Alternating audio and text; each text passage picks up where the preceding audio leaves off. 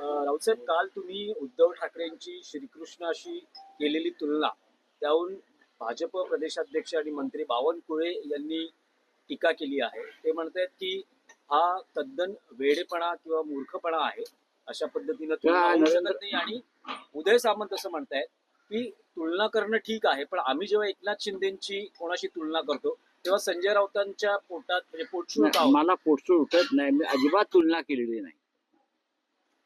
मग जर त्याने पाहावं, हे मूर्ख लोक आहेत. नरेंद्र मोदी विष्णूचा अवतार चालू शकतो काय? नरेंद्र मोदी काय विष्णूचे 13वे 14वे अवतार?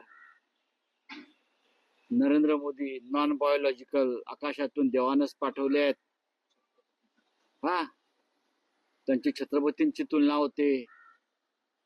हे या 52 कुळ्यांना किंवा उदय सामंत वगैरे लोकांना चालू शकतं का? कोणीही कोणाची तुलना केलेली नाही. आम्ही माणसं आहोत, आम्ही देव नाही. लक्षात घ्या, आम्ही माणसंच आहोत आणि म्हणून आम्ही संघर्ष करतो आहोत. आम्ही माणसं आहोत म्हणून आमच्या पाठीत खंजीर खुपसले गेले. माननीय उद्धव ठाकरे यांचं नाव उद्धव हे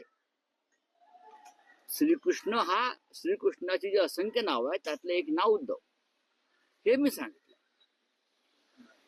दुसरं आमचे सहदेव होते. सहदेव हे सुद्धा एक महाभारतातलं पात्र आहे. जे पांडव होते त्याच्यामध्ये एक सहदेव होते.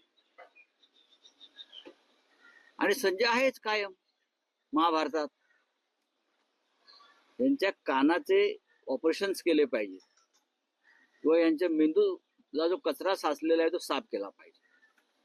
माननीय उद्धव ठाकरे यांची आम्ही कधी माननीय बाळासाहेबांची देवाशी तुलना केली नाही, कारण बाळासाहेबांना आवडत नव्हतं. यांना बाळासाहेब ठाकरे कळले नाहीत, हिंदुहृदय सम्राट. यांना वीर सावरकर कळले नाही, यांना उद्धव ठाकरे कळले नाही. यांना काय कळतं? यांना फक्त चमचेगिरी आणि बूट चाटेगिरी कळतं. नरेंद्र मोदी हे विष्णूचे अवतार.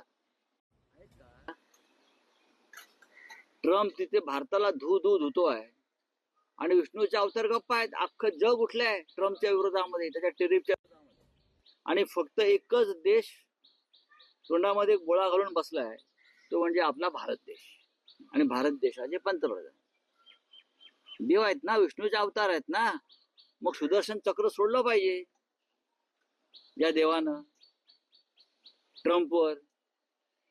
काही बोलतात हे लोक. चंद्रशेखर बावनकुळे, हे दुसरं तुम्ही नाव घेतलं ते ध्यान रत्नागिरीचं कोणते? ठीक आहे, सत्तेवरती बसलेत त्याच्यामुळे भोंगे सुटले आहेत. बोला.